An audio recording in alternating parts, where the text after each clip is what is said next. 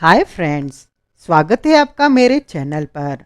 आज हम सुनेंगे सुरेंद्र मोहन पाठक द्वारा लिखा गया सुनील सीरीज का मज़ेदार उपन्यास पूरे चांद की रात का part 14। Please like share subscribe my channel. लेकिन हमारी टिप का क्या हुआ कि वो हैदराबाद में मौजूद था। काम आई न। राजनगर पुलिस को मुंबई पुलिस की कम्युनिकेशन पहुंच गई है कि जब तक उनकी टीम राजनगर नहीं पहुंचती उस आदमी को डिटेन करके रखा जाए। बढ़िया, क्या पता अभी तक वो गिरफ्तार भी हो चुका हो। मैं मालूम करता हूँ। अब बोल अपनी दूसरी बात। दूसरी बात? हाँ, केस से ताल्लुक़ रखते हर आदमी के पीछे अभी भी तुम्हारे आदमी हैं। हाँ, जब तक तू मना नहीं करेगा तब तक रहेंगे।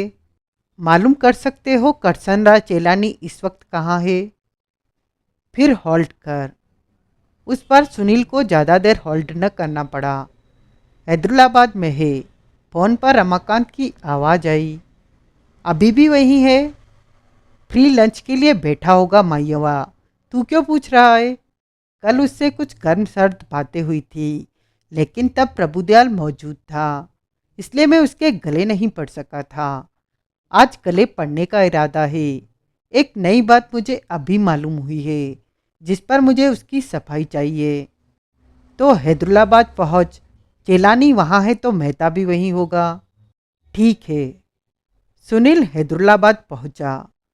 चेलानी उसे ड्राइंग रूम में बैठा मिला। उस घड़ी वहाँ रचना, आस्था और सिद्धांत भी मौजूद थे, लेकिन कोई बात नहीं कर रहा था। वजह बाद में सुनील की समझ में आई। उसी सुबह शिवनाथ की लाश पोस्टमार्टम वगैरह की कार्रवाई के बाद पुलिस ने रिलीज की थी। स्थानीय शमशान घाट पर उसका अंतिम संस्कार हुआ था। वकील चेलानी फ्रंट विंडोज के करीब एक सोफे पर बैठा एक पत्रिका के पन्ने पलट रहा था। विष्णु मेहता बाहर सेहन में फवारों के करीब एक टेबल पर बैठा धूप सेकता उस रोज का अखबार पढ़ रहा था। सुनील कुछ क्षण ड्राइंग रूम की चौखट पर ठिठका खड़ा रहा। फिर वो थोड़ा परे बरामदे में सरक गया और एक पिल्लर की ओट लेकर उसने रमाकांत के मोबाइल पर कॉल लगाई। तत्काल उत्तर मिला। होटल में हो? सुनील ने पूछा। ओहो, चहकता सा जवाब मिला। वो अभी भी तुम्हारे साथ है? साथ है का क्या मतलब? पास है, मेरे कब्जे में है। उसे साथ ले। यहाँ हैदराबाद बकाला की कोठी पर आ सकते हो? कब? फौरन। मैं तो आ सकता हूँ। उसे वहाँ आना कबूल न हुआ तो? अब कबूल होगा। कल सुबह उसे जो मोटा नकदौ मुहैया होने वाला है उसकी रूह में कुछ भी करना कबूल होगा। फिर भी उसने वजह पूछी तो बोलना पेमेंट से ताल्लुक़ रखती ही कोई बात है जो मैं उससे डिस्कस करना चाहता हूँ। बकाला की कोठी पर? हाँ। ठीक है। सुनील ने संबंध विच्छेद कर दिया और वापस ड्राइंग रूम में दाखिल हुआ। वो चेलानी के करीब पहुंचा और बड़ी बेतकल्लुफी से सोफे पर उसके पहलू में बैठ गया। चेलानी ने पत्रिका पर से सिर उठाकर उसकी तरफ देखा। तुम? उसके मुंह से निकला। हाँ मैं। सुनील सहज भाव से बोला। इसमें हैरान होने वाली कौन सी बात है? इतना बड़ा ड्राइंग रूम है, बैठने के लिए इस सोफे के अलावा तुम्हें कहीं जगह दिखाई न दी? बहुत जगह दिखाई दी, लेकिन मुझे ये जगह सूट करती है। खामखा? खामखा होता है कुछ कृपा निदान इस दुनिया में। तो वजह बोलो। आपसे बात करना चाहता हूँ। क्यों? कल हेडक्वार्टर पर पेट नहीं भरा? भरा।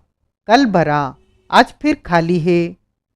मैं तुमसे कोई बात नहीं करना चाहता और मैं तुम्हारी यहाँ मौजूदगी भी नहीं चाहता। आप आप मेरी यहाँ मौजूदगी नहीं चाहते? मेरा मतलब है मैं अपने करीब, अपने पहलू में तुम्हारी मौजूदगी नहीं चाहता।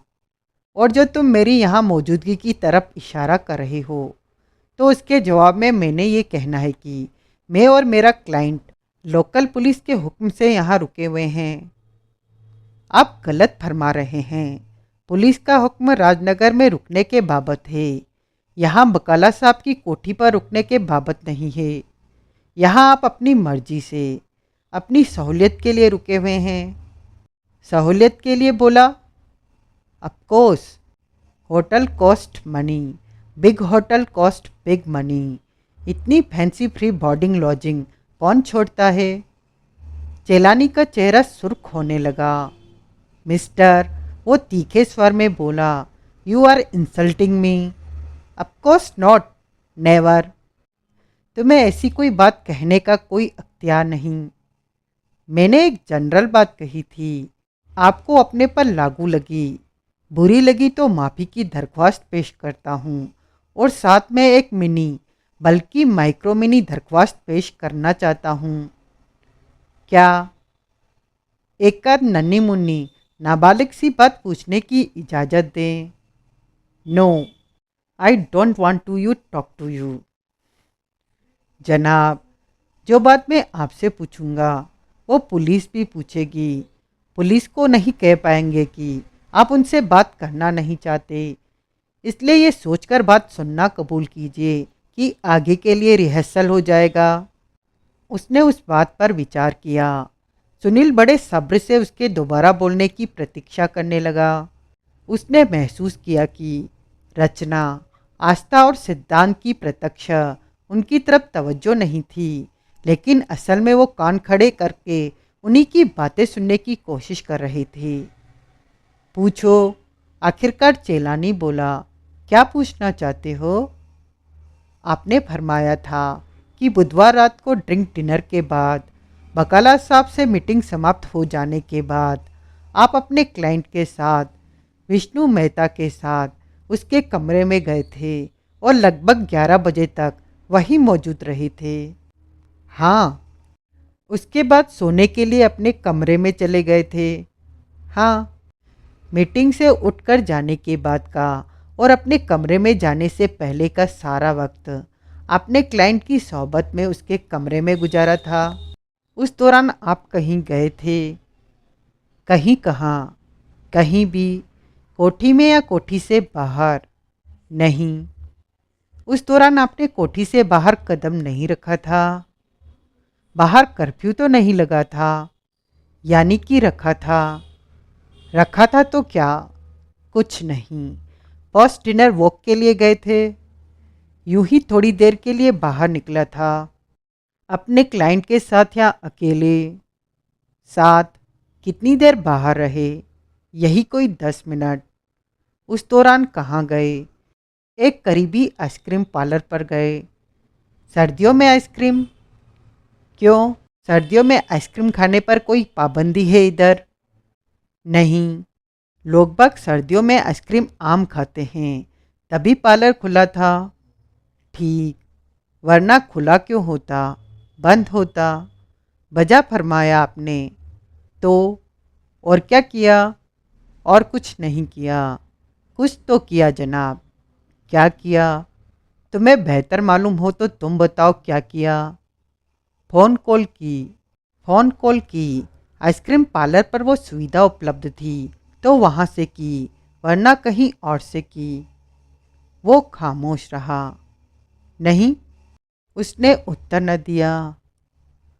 आपने इकबालपुर मिसेज सुदेश बाला बकाला को फ़ोन कॉल की थी। रात 11 बजे की थी। कोठी के बाहर से कहीं की थी, इसलिए उस रात 11 बजे आप कोठी पर नहीं थे। गलत। वो कॉल मैंने 11 बजने में 5 मिनट पर आइसक्रीम पार्लर के पीसीओ से की थी और 11 बजे तक हम कोठी में वापस लौट आए थे। लेकिन ठीक 11 बजे तो आप। सुनील खामोश हो गया। इंस्पेक्टर प्रभुदयाल ड्राइंग रूम में कदम रख रहा था। उसने सुनील को घूर कर देखा। हतप्राण के सुनील ने खुद ही सफाई पेश की। अंतिम संस्कार में शामिल होने आया था। चेलानी ने प्रतिवाद में मुंह खोला, लेकिन अफसोस कि लेट हो गया, इसलिए संवेदना ज्ञापन के लिए यहाँ चला आया। आगे क्या प्रोग्राम है? प्रभुदयाल बोला। आगे प्रोग्राम? अब आप आ गए हैं तो लगता है आप ही मुकर्रर करेंगे। क्या मतलब? पराए घर में अपनी ताकत बताएंगे, मुझे यहाँ से रुखसत होने का हुक्म सुनाएंगे? मेरे कहने पर रुखसत हो जाओगे? कह के देखिए, बहुत ढीठ हो। बहरहाल मुझे तुम्हारी यहाँ मौजूदगी से कोई एतराज़ नहीं। That's very good news. क्योंकि जो सवाल मैं मैडम से, उसने आस्था की तरफ संकेत किया, पूछने आया हूँ, उसमें कहीं तुम्हारा भी दखल निकल सकता है। आई सी। आप, वो आस्था की तरफ घूमा। इधर आइए। प्रभुदयाल एक सोफा चेयर पर बैठ गया। आस्था उसके बाजू में दूसरी सोफा चेयर पर आ बैठी। मैं, प्रभुदयाल संजीदगी से बोला, उस छुरी के बारे में आपसे एक बार फिर सवाल करना चाहता हूँ, जो कि उस सेट का हिस्सा है जो डाइनिंग रूम की वॉल कैबिनेट के टॉप के दराज में रखा रहता है। मेरा सवाल है कि क्या 11 की बुधवार की सुबह को वो छुरी आपने देखी थी? कहाँ? कहीं भी। वैसी छुरी देखी थी? वैसी देखी थी। क्या मतलब? वो दराज वाली छुरी से ऐन मिलती जुलती थी, लेकिन ये जानने का मेरे पास कोई जरिया नहीं था कि वो ही थी। सिखाया पड़ा जवाब जान पड़ता है। उसने एक उड़ती निगाह सुनील पर डाली। खुराफती जवाब जान पड़ता है, हरकती जवाब जान पड़ता है। खैर, कहाँ देखी थी? अंकल के बेडरूम में, उनके तकिए के नीचे। कौन से अंकल के? बड़े अंकल के, आदित्यनाथ भकाला के, इस कोठी के मालिक के, इसके कर्ता के, वो जो गिरफ्तार हैं, वो जिन पर अपने भाई के कत्ल का इल्ज़ाम है। आप नाराज हो रही हैं? नहीं, मैं तो खुशी से पागल हुई जा रही हूँ। मौका ही ऐसा है। प्रभुदयाल ने एक गहरी सांस ली। तो वो बोला, वो छुरी, वैसी छुरी। आस्था बोली, बुधवार 11 तारीख की सुबह आपने अपने अंकल के तकिए के नीचे रखी देखी? हाँ। देखकर क्या किया आपने? उसे वापस वॉल कैबिनेट के दराज में पहुंचा दिया। क्यों भला? जब आप कहती हैं कि वो वॉल कैबिनेट के दराज वाली छुरी नहीं थी। नहीं कहती। मुझे जुबान देने की कोशिश न कीजिए। मैंने कहा था कि अंकल के तकिए के नीचे से बरामद छुरी एन वैसी थी जैसी कि वॉल कैबिनेट के दराज में रखी रहती थी। लेकिन मेरे पास ये जानने का कोई साधन नहीं कि वो वही छुरी थी। मैं ऐसे किसी शिनाख्ती निशान से वाकिफ नहीं जो उसे वही छुरी करार देता। आपका मतलब है कि वो छुरी हो भी सकती है और नहीं भी हो सकती थी? हाँ। दराज वाली छुरी दराज में थी?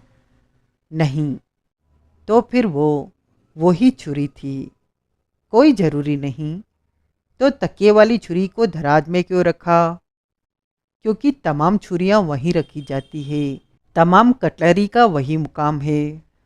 घर में वैसी हूबहू दो या दो से ज़्यादा छुरियों के वजूद की आपको खबर है? नहीं। आपकी जानकारी में यहाँ वैसी एक ही छुरी थी? हाँ। फिर तकिए वाली छुरी के कोई जुदा छुरी होने का मतलब? कोई मतलब नहीं, लेकिन हो तो सकती है ना। जिस कारखाने में वो छुरी बनी है, वहाँ वैसी वो एक ही तो नहीं बनी होगी ना। बहुत समझदार हैं आप। अच्छे उस्ताद की शागिर्दी का और कोई फ़ायदा हो न हो, ये फ़ायदा ज़रूर होता है कि एन चौकस मुस्तैद जवाब देना आ जाता है। मेरा कोई उस्ताद नहीं, तो फिर जुबान उस्तादों वाली, उस्तादी वाली क्यों बोल रही हो? ऐसी कोई बात नहीं। मुझे ऐसा क्यों लगता है जैसे स्क्रिप्ट किसी और की है, जुबान आपकी है, कोई आपको प्लेबैक दे रहा है। ऐसी कोई बात नहीं। तो आपने तकिए के नीचे से छुरी निकाली और ले जाकर वॉल कैबिनेट के दराज में रख दी? हाँ। अंकल को उस बाबत कुछ बताया? बताया कि आपने उनके तकिए के नीचे से वो खतरनाक छुरी बरामद की थी? नहीं। इस बाबत कोई एहतियात बरती कि वो वाकया दोबारा न हो। वो छुरी फिर अंकल के तकिए के नीचे उनके पहुंच के करीब न पहुंच जाए। उस रोज़ रात को मैंने दराज को ताला लगा दिया था। उसके बाद वो छुरी आपको कब दिखाई दी? मुझे नहीं मालूम। आपको नहीं मालूम? अगले रोज सुबह मुझे वैसी एक छुरी दिखाई दी थी, लेकिन वो वही थी। इस बाबत मेरा कोई दावा नहीं। आप फिर मीन मैक निकालने लगी। वो खामोश रही। अगले रोज सुबह आपने छुरी फिर अंकल के तकिए के नीचे ही पड़ी देखी थी, लेकिन इस बार उसका फल खून से रंगा था। ठीक, हाँ, 11 की रात को जब आपने दराज को लॉक किया था, तो पहले इस बात की तस्दीक की थी कि छुरी वहाँ थी? नहीं। क्यों? मुझे ऐसा करना सूझा ही नहीं था। इसलिए आपने दराज को खोले बिना ही लॉक कर दिया था। हाँ। उस घड़ी आपके साथ कौन था? उसने उत्तर न दिया। उसने बेचैनी से पहलू बदला। जवाब दीजिए। सुनील था। सुनील एक कॉमन नाम है, इसलिए सवाल है कि क्या वो वही सुनील था जो मिस्टर चेलानी के करीब सोफे पर बैठा हुआ है, या छुरी की तरह इससे मिलता जुलता कोई और सुनील था? यही था।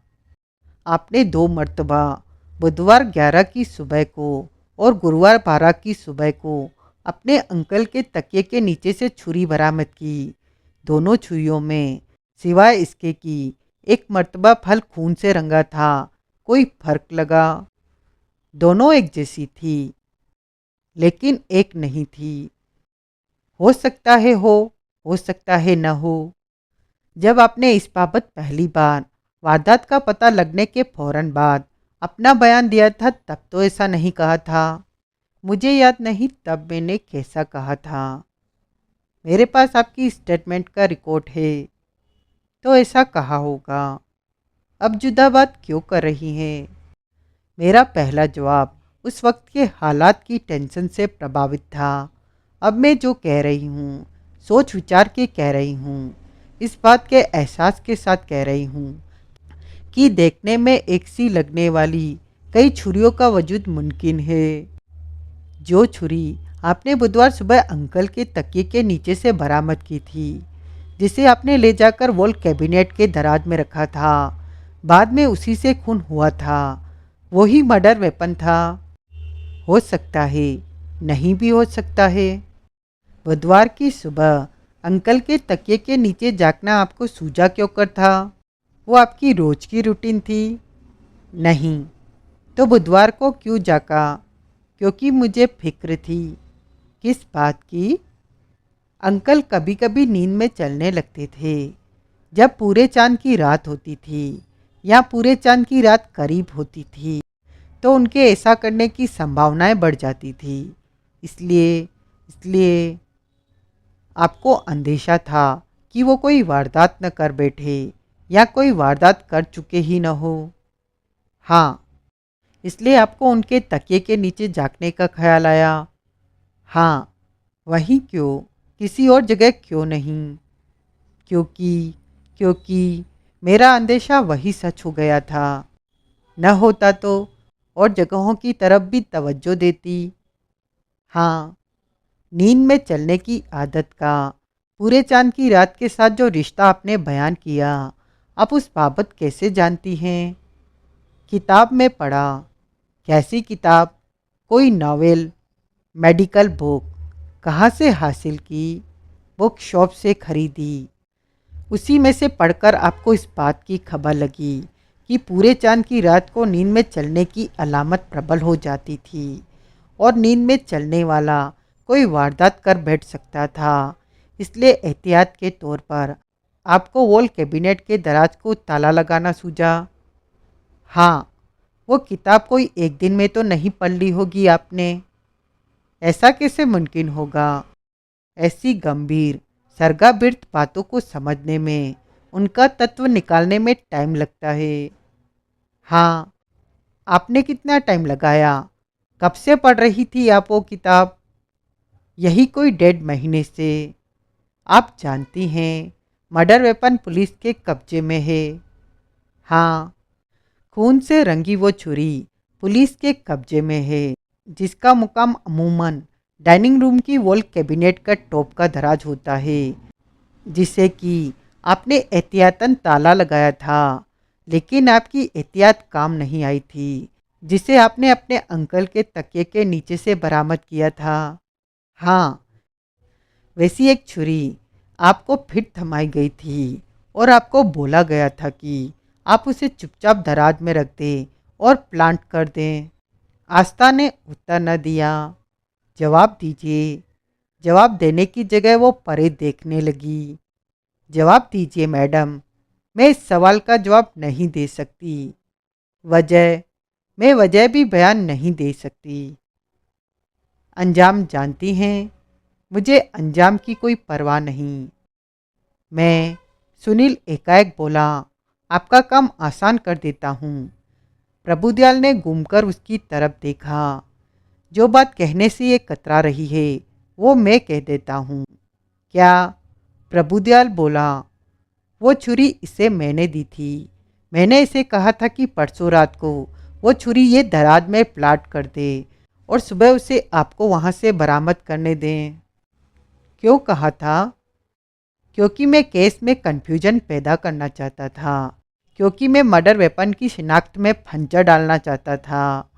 पुलिस के ये साबित कर पाने को कि वो वही छुरी थी जो कि कैबिनेट के दराज में पड़ी रहती थी, मुश्किल काम बनाना चाहता था। प्रभुदयाल के चेहरे के कई रंग बदले। तुम ये बात, वो फुफकारता सा बोला, अपनी जुबानी कबूल कर रहे हो? कौन सी बात? अरे, जो अभी तुमने कही, ये कि तुम मर्डर वेपन की शिनाख्त में फंचा डालना चाहते थे। मैंने ऐसा कहा था, सिर्फ कहा था, क्योंकि आस्था को उस काम की कोई वजह बताना जरूरी थी और ये वजह उसे हजम हो सकती थी। असल में मेरी ऐसी कोई मंशा नहीं थी। ये झूठ बोला था कि तुम केस में कन्फ्यूजन पैदा करना चाहते थे। झूठ बोला था कि आलाय कत्ल की शिनाख्त में फंचा डालना चाहते थे। हाँ, और कोई दो जने आपस में झूठ बोलते हैं तो मैं नहीं समझता कि इसमें कानून की कोई धारा भंग होती है।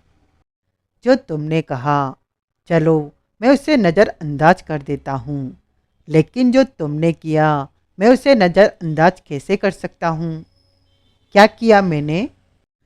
हूबहू आलाय कत्ले जैसी एक छुरी मुहैया की और उसे वॉल कैबिनेट में प्लांट करने के लिए आस्था को सौंपा।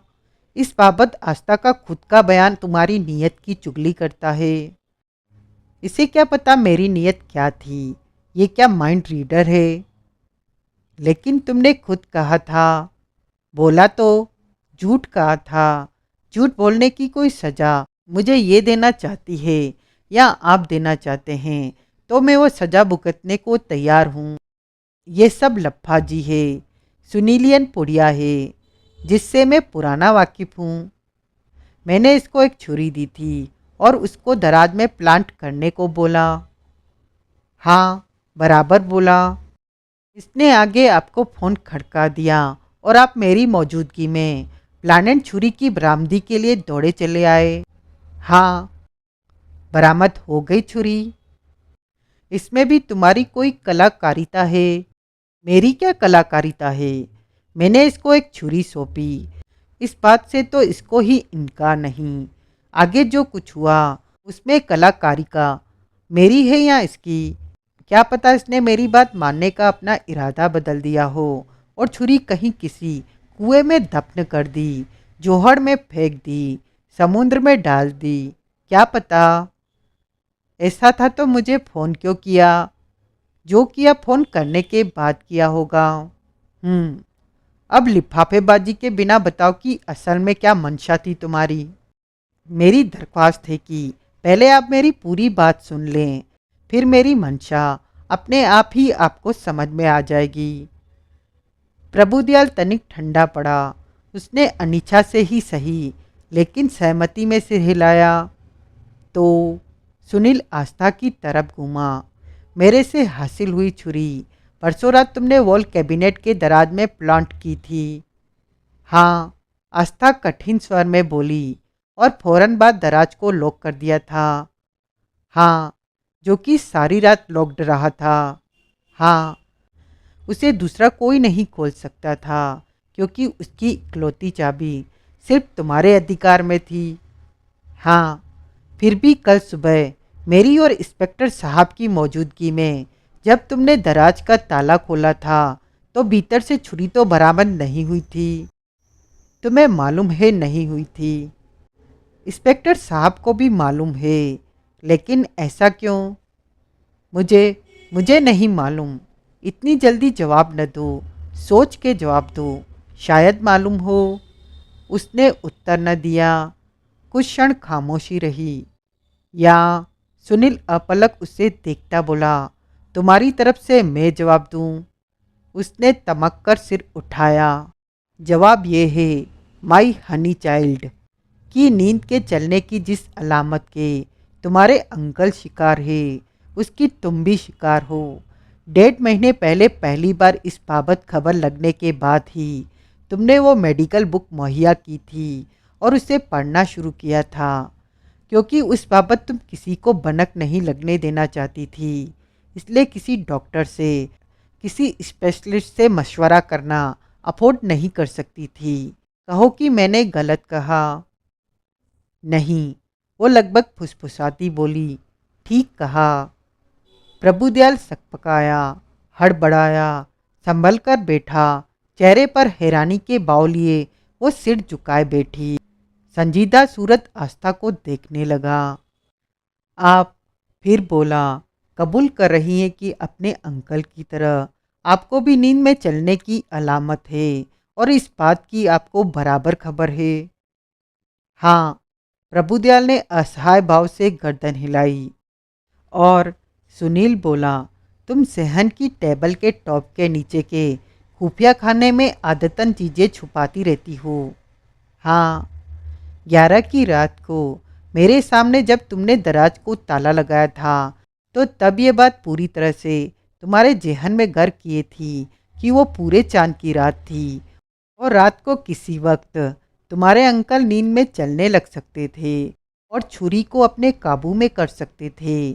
ये अंदेशा तुम्हारे अवेचन मन में इस कदर हावी था कि उस रात तुम खुद ही नींद में चलने लग गई और दराज के ताले पर एतबार न होने की वजह से तुमने दराज को खोला, उसमें से छुरी निकाली, उसके साथ सेहन में पहुंची और तब छुरी को सेहन में मौजूद टेबल के टॉप के नीचे के खुफिया दराज में छुपा दिया, जबकि रात के 12:15 बजे थे। वो खामोश रही। जवाब दो, सुनील स्थिर स्वर में बोला, हाँ या न, जो बोलना है बोलो। कबूल करो कि तुम्हारे सिवाय वॉल कैबिनेट के टॉप के दराज को नहीं खोल सकता था, क्योंकि उसकी इकलौती चाबी तुम्हारे पास थी। तुमने दराज को लॉक किया था। तुमने दराज को लॉक ही इसलिए किया था ताकि उसमें पड़ी छुरी महफूज रहती। फिर भी छुरी अगर दराज में नहीं पाई गई थी तो उसे तुम्हारे सिवाय वहाँ से कौन शिफ्ट कर सकता था? अगर, एकाएक प्रभुदयाल बोला, इसने वो काम नींद में चलते किया था तो इसे उसकी खबर क्यों कर होगी? तो ये हाँ या ना में जवाब न दे, यही कहे कि मुझे खबर नहीं। मुझे खबर नहीं, आस्था फंसे कंठ से बोली। आपको, प्रभुदयाल ने पूछा, अपनी अलामत की खबर कैसे लगी थी? आप उस कोने में लगी वो राइटिंग टेबल देख रहे हैं? हाँ, अंकल अपना काफ़ी कामकाज उस टेबल पर करते हैं। 1.5 महीना पहले एक बार वो अपने कुछ निहायत ज़रूरी कागजात उस टेबल के दराज में छोड़ गए थे। मैंने कहा था कि वो जगह उन कागजात के लिए सेफ नहीं थी, क्योंकि यहाँ ड्राइंग रूम में हर किसी की आवाजाही रहती थी, लेकिन उन्होंने परवाह नहीं की थी। लेकिन मेरे जेहन से ये बात नहीं निकली थी कि वो कागजात वहाँ नहीं होने चाहिए थे। उस रात में कागजात की सेफ्टी की फिक्र करती सोई थी। सुबह जब उठी थी तो वो कागजात मुझे अपने तकिए के नीचे पड़े मिले थे।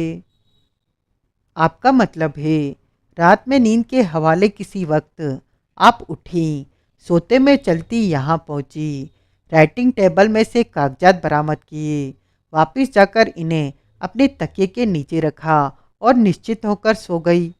हाँ, जबकि ऐसा कुछ किया होने के बाबत अगली सुबह आपको कुछ याद नहीं था। हाँ, यूँ आपको एहसास हुआ कि अंकल की तरह नींद में चलने की अलामत आपको भी है। हाँ, आपने, प्रभुदयाल के स्वर में झुंझलाहट का पुट आ गया। ये बात पहले क्यों नहीं बताई? क्योंकि पहले किसी ने पूछी नहीं। किताब से, मेडिकल बुक से आप क्या हासिल करना चाहती थी? अपनी अलामत को समझना चाहती थी। क्या समझना चाहती थी? यही कि वो वंशानुगत थी या इत्तेफाकन मुझे हो गई थी, और ये कि क्या मैं उसका इलाज खुद कर सकती थी। क्या कहने, ऐसे इलाज खुद होने लगे तो सारे डॉक्टर बैलपुरी ही बेचेंगे।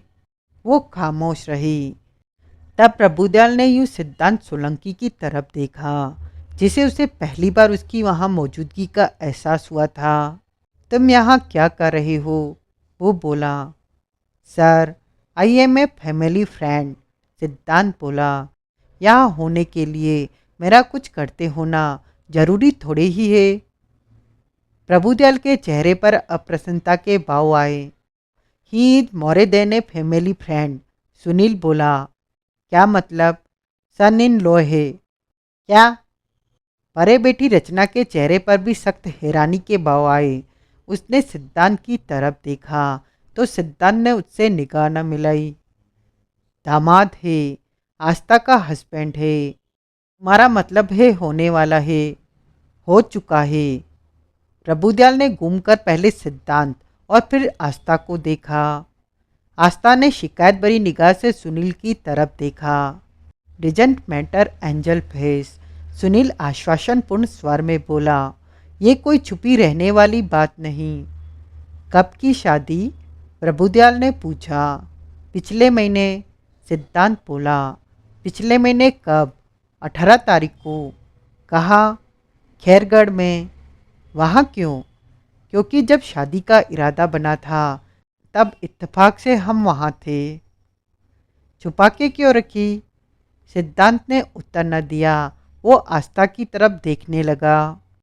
ये हमारा जाति मामला है, आस्था दृढ़ता से बोली। जिससे आपको कोई मतलब नहीं होना चाहिए, जिससे किसी को कोई मतलब नहीं होना चाहिए। पुलिस का हर बात से मतलब होता है, प्रभुदयाल गुस्से से बोला। केस से ताल्लुक रखती हर बात से। हमारी शादी का केस से कोई ताल्लुक नहीं। आपके कहने से क्या होता है? हमारे ही कहने से होता है। मुझे आपसे ऐसी दीदा दिलेरी की उम्मीद नहीं थी। शादी की वजह से कह रहे हैं तो ऐतराज होगा तो मेरे अंकल को होगा। आप कौन होते हैं इस बाबत कोई कमेंट करने वाले? प्रभुदयाल को जवाब न सूझा। फिर वो खामखा गले पड़ने के अंदाज में सिद्धांत से मुखातिब हुआ। तुमने, वो बोला, अपने बयान में कहा था कि बुधवार रात को जब तुमने वॉल कैबिनेट का दराज खोला था तो बड़ी वाली छुरी उसमें नहीं थी। हाँ, सिद्धांत सावधान स्वर में बोला। ये मालूम था कि छुरी उसी दराज में पाई जाती थी, उसका मुकाम वही था। हाँ, तभी तो उसके वहाँ न होने की तरफ तवज्जो गई। तुमने दराज को खुला, अनलॉक्ड पाया था।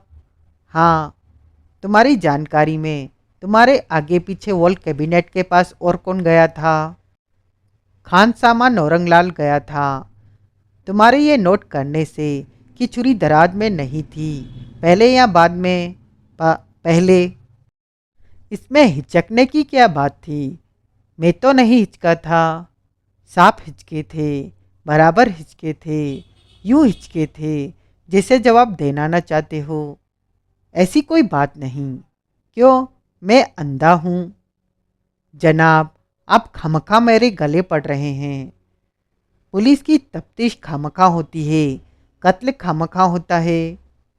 सिद्धांत ने उत्तर न दिया। पनाह मांगने के अंदाज में दाएं बाएं देखने लगा।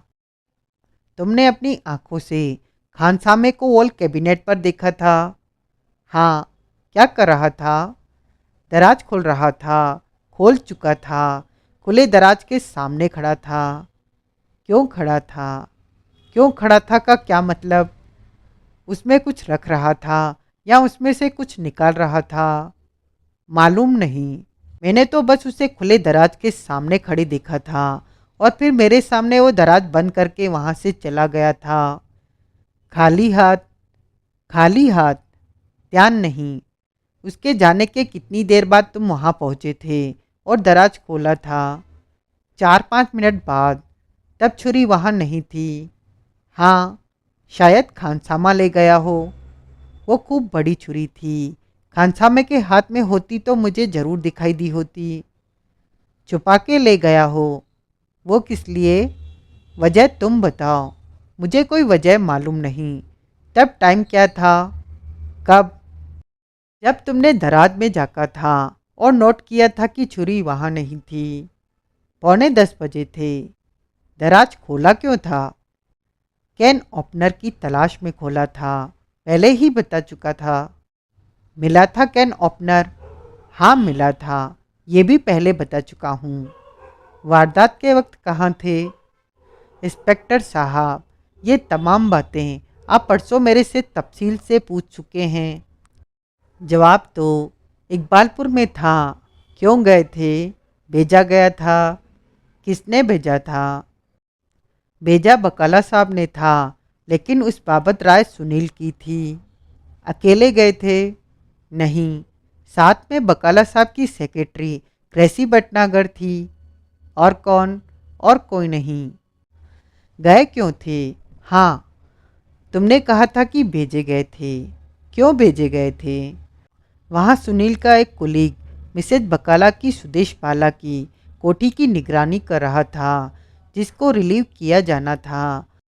रात 2 बजे वहाँ पहुँचकर निगरानी के काम से मैंने उसे रिलीव किया था और उसे, अर्जुन नाम था, और ग्रेसी को रेस्ट करने के लिए एक नज़दीकी होटल में भेज दिया था।